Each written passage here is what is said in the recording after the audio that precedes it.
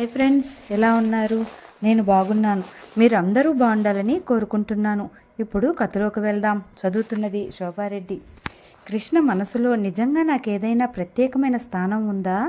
అతను ఎందుకలా గాంభీర్యం చుట్టూ గోడలా కట్టుకుని నన్ను తొంగి చూడనివ్వటం లేదు? దానికి కారణం అతని విచక్షణ జ్ఞానమేనా? అమ్మ మా ఇద్దరి మధ్య పెద్ద అడ్డు అని భయమా? ఆలోచనల జాడలో తల మునకలవుతూ ఎంత నిదానంగా డ్రైవ్ చేసినా ఇల్లు రానే వచ్చేసింది. తీరా ఇంటి దగ్గర కారు ఆగినప్పుడు కానీ అమ్మ నేను బయలుదేరేటప్పుడు సారథిని కూడా తీసుకురమ్మనమని హెచ్చరించడం గుర్తుకు రాలేదు. ఒకవేళ సారథి వచ్చాడేమో, అతను రాజును కూడా అని తహతహలాడుతున్నాడయ్యే చూడాలని. ఒకవేళ అతను రాకపోతే మళ్ళీ వెళ్ళవచ్చుననే ఉద్దేశంతో కారు బయటే ఆపి చిన్న గేటు ద్వారా లోపలికి వచ్చాను.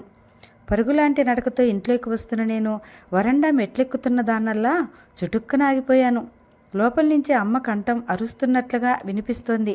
సాధారణంగా ఎప్పుడూ బిగ్గరగా మాట్లాడడానికి ఇష్టపడిన ఆవిడ ఇలా సభ్యతా సంస్కారాలు మర్చిపోయి అరుస్తోంది. అంటే ఏదో జరగకూడనే జరిగిందన్నమాట. ఆ జరిగిందేమిటో కానీ ఆవిడికి ఒళ్ళు తెలియనంత ఆగ్రహావేశాలు తెప్పించి ఉండాలి. ఏమై ఉంటుందబ్బా అనుకుంటూ వరండాలో ఉన్న స్తంభం పక్కకు చూసుకుని లోపల నుంచి వినవస్తున్న సంభాషణ ఆలకించాను. ఆవిడ నాన్నగారి మీద విరుచుకుపడుతోంది. మీరు అసలు మనిషేనా? మీకు జ్ఞానం ఉందా? జరిగిన దానికి బుద్ధి చెప్పాల్సింది పోయి ఈ దిక్కుమాలిన దాన్ని వెనకేసుకొస్తున్నారా? కృష్ణవేణి, ఇప్పటికి 2 సార్లు చెప్పాను. రాజేశ్వరి దిక్కులేనిది కాదు. నువ్వు అనవసరంగా నోరు పారేసుకోవద్దు. ఆ ఉత్తరం ఎవరు రాశారో వాళ్ళని అడుగు. మన అమ్మాయిని చేసుకుంటానంటూ మన వెనుక అంత నాటకం ఎందుకు ఆడాల్సి వచ్చిందో, ఈ నమ్మక ద్రోహం ఏమిటో నిలదీసి మరీ అడుగు. కావాలంటే పద, నేను వస్తాను. ఈ సంభాషణ వినగానే నా ప్రాణం ఎగిరిపోయినట్టయింది. అమ్మ విసురుగా జాడించినట్టుగా అంది. ఎవరిని ఏది అడగాలో, ఎవరికెలా బుద్ధి చెప్పాలో నాకు తెలుసు. మీ బోడి సలహాలు నాకేం అవసరం లేదు. ముందు దీన్ని బయటకు పంపిన తర్వాత మిగతా విషయాలు. ఇదిగో మర్యాదగా చెప్తున్నాను. రాజు ఒంటి మీద నీ చేయి పడిందా నేను ఊరుకోను. ఊరుకోక చేసేదేమిటండి మీరు? కన్న కూతురు భవిష్యత్తులో నిప్పులు చెరగటానికి సిద్ధమైన ఈ పాపిష్టదాన్ని ఇంకా ఇంట్లో ఉండనిమ్మనే? మీరు ఒక తండ్రేనా? ఇది నా ఇల్లు, నా ఇష్టం. మీరు హద్దు మీరు మాట్లాడితే, అనవసర విషయాల్లో జోక్యం చేసుకుంటే నౌకర్ల ముందు అవమానం పాలు కావలసి వస్తుంది. జాగ్రత్త. మన వెనక ఎంత నాటకం ఆడుతుందా? ఎన్ని గుండెలు దీనికి! నిన్నే నడు బయటికి. అమ్మ రాజు రెక్కబట్టి గుమ్మం దగ్గరకు లాక్కొచ్చి బయటకు తోసింది. కానీ అప్పటికే అక్కడికి వచ్చిన నాన్నగారు రాజు రెండో చేయి గట్టిగా పట్టుకుని లోపలికి లాగారు. ఆవేశంతో ఆగ్రహంతో ఒకరినొకరు తీసిపోనట్లు రౌద్రమూర్తుల్లా ఉన్న ఇద్దరి మధ్య రాజు బెదిరిన లేడికోనలా ఉంది.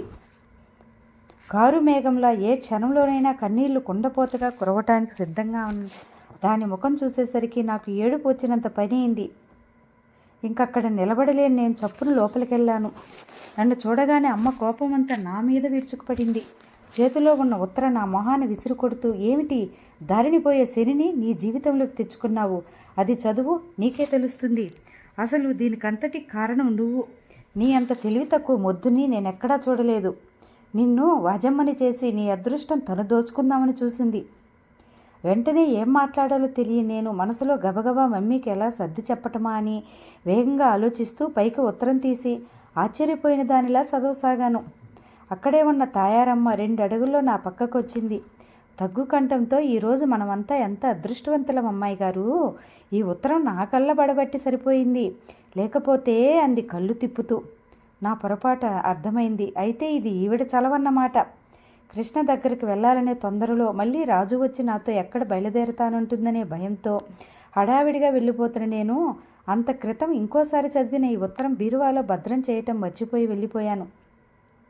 అమ్మ తాయారమ్మ అనుకుంటూ ఆవిడ వైపు చూశాను. చింపిరి చాటలా ఉన్న ఆ ముఖంలో రాజు మీద పగ తీర్చుకున్నాననే పైశాచికమైన ఆనందం నాట్యం చేస్తుంది. ఎంత ఘోరం మమ్మీ! నా వెనక ఎంత నాటకం జరుగుతోందని కలలో కూడా అనుకోలేదు అన్నాను అమాయకంగా ముఖం పెట్టి. అప్పటికే నా బుర్ర మెరుపు కంటే వేగంగా పనిచేస్తుంది. ఎంతో ఆశతో నా వైపు చూస్తున్న రాజు ఈ మాటలు వినగానే తెల్లబోయింది. నాన్నగారు కూడా దిమ్మెరపోయినట్టు చూడసాగారు. నేను ఉత్తరం మమ్మీ చేతికిచ్చి రాజు దగ్గరికి వెళ్ళాను. దానికి అభిముఖంగా నిలబడి తీవ్రంగా అన్నాను, అయితే నేను ఎన్నాళ్ళు పాముకు పాలు పోశానన్నమాట. నువ్వింత విషపు నాగమని నేను కలలో కూడా అనుకోలేదు. ఎంత ధైర్యం నీకు? రాజు పిచ్చి చూపులు చూడసాగింది. నేను కన్ను కొట్టాను. ఇదంతా నటనిక అన్నట్టు పెదవి విరిచి కొంటిగా చూశాను. అది అయోమయంగా చూడసాగింది. చూపుడు వేలు చూపించి బెదిరిస్తున్నట్లుగా అన్నాను. మా అమ్మ మంచిది కాబట్టి ఈరోజు నీ ప్రాణాలు దక్కినాయి. ఇదే ఇంకో ఇంట్లో అయినట్టయితే నిన్ను చిత్రహింస చేసి ఉండేవాళ్ళు. నువ్వు తక్షణం. నా వాక్యం పూర్తి కాలేదు. నాన్నగారు పిడుగు పట్టట్టుగా గర్జించారు. మీనా, మీనా! నేను ఆశ్చర్యంగా వెనక్కి తిరిగాను. ఆయన ముఖం నేను పుట్టి పుద్దెరిగిన తర్వాత ఎన్నడూ చూడడానంత తీవ్రంగా ఉంది. నువ్వు ఆయన ఆవేశంతో మాట తడబడ్డాడు. ఇంతలో అదే సమయంలో బయట కారు ఆగిన సౌండ్ వినిపించింది. అమ్మ తయారమ్మ వైపు చూసింది. ఆ చూపుకు అర్థం గ్రహించిన దానిలా ఆవిడ వడివడిగా బయటకు వెళ్ళింది. మరుక్షణం గిరుక్కుని తిరిగి వస్తూ అల్లుడు గారు వచ్చారు అంది. అమ్మ ముఖం ఒక క్షణం నల్లగా అయింది. అది కేవలం క్షణికం మాత్రమే. మరుక్షణంలో మామూలుగా అయింది. నా వైపు తిరిగి మీనా నువ్వు లోపలికెళ్ళు అంది. రాజు వైపు తిరిగి ఏయ్ నువ్వు కూడా అంటూ ఆజ్ఞాపించింది. అమ్మ నోట్లో నుంచి ఆ మాట రావడం ఆలస్యం. స్వామి భక్తి పరాయణరాయణ తయారమ్మ రాజు చేయి పట్టి లోపలకు లాక్కు వెళ్ళింది. సారథి వచ్చాడనగానే తుల్లిపడ్డట్టయిన రాజు తయారమ్మను ప్రతిఘటించలేదు.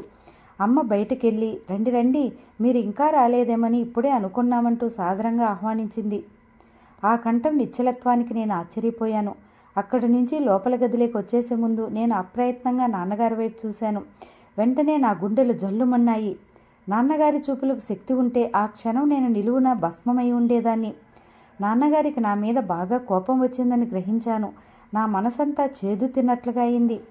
లోపలికి వచ్చిన నాకు రాజు అక్కడెక్కడా కనిపించలేదు. తయారమ్మని అడిగితే అదిగో అక్కడ ఆ గదిలో ఉంది అని త్వరగా పని మీద వెళ్ళిపోయింది. స్టోర్ రూమ్ పక్కన తయారమ్మ గదిలో అడుగుపెట్టాను నేను. రాజు గది మధ్యలో బేలగా క్రిందకు చూస్తూ చలనం లేని బొమ్మలా నిలబడింది తల వంచుకుని. అది నిలబడిన ఆ తీరుకు నా గుండెలు కదిలినట్టయింది. వెంటనే దగ్గరకు లాక్కుని పసిపిల్లవ దానిలా హృదయానికి అత్తుకోవాలనిపించింది. దగ్గరకు వెళ్ళగా రాజు చేయి విదిలించేసుకుంది. కోపం వచ్చిందా? అనునయంగా అడిగాను. లేదు వదినా, నీ మీద కాదు, నా మీద నాకే కోపంగా ఉంది. అసలు నేను ఇక్కడికి రావటమే పొరపాటు. వచ్చిన తర్వాత మర్యాద తెలిసి కూడా ఈ నాటకంలో ఇరుక్కోవటం ఇంకో పెద్ద అపరాధం. నాటకమా? కాకపోతే ఏమిటిది? సారథి ఇష్టం లేకపోతే అత్తయ్యకు నువ్వెందుకు సూటిగా చెప్పవు? మధ్యలో నన్ను ఇరికించటం దేనికి? ఒక చిన్న అబద్ధం చెప్తే మా అన్నయ్య చీల్చి చెండాడుతాడే. ఎప్పుడైనా దేనికైనా మా కోసం కాకపోయినా ఎదుటి వాళ్ళ కోసమైనా కాస్త తికమకగా మాట్లాడాల్సి వస్తే మా ప్రాణం పోయినట్టే అనిపిస్తుందే. మాకు నువ్వింత తేలిగ్గా ఇన్ని అబద్ధాలు ఎలా ఆడుతున్నావో నాకు అర్థం కావటం లేదు. నాకు మాత్రం శ్లేష్మంలో పడ్డ ఈగల మహా యాతనగా ఉంది. ఒక మంచి పని కోసం అబద్ధం ఆడితే తప్పని నేను అనుకోవటం లేదు. మంచా? అబద్ధం మీద నిలిచే మంచి పునాది లేని గోడల ఏ క్షణంలోనైనా కూలిపోతుంది. చాలా మాటలు నేర్చావే నువ్వు. నవ్వు తెచ్చిపెట్టుకుంటూ అన్నాను. నా మనసులో బాధ నీకు అర్థం కాదు వదినా. ఇదేదైనా అన్నయ్యకు తెలిస్తే ఏం జరుగుతుందో తెలుసా? నీకు తెలియదు.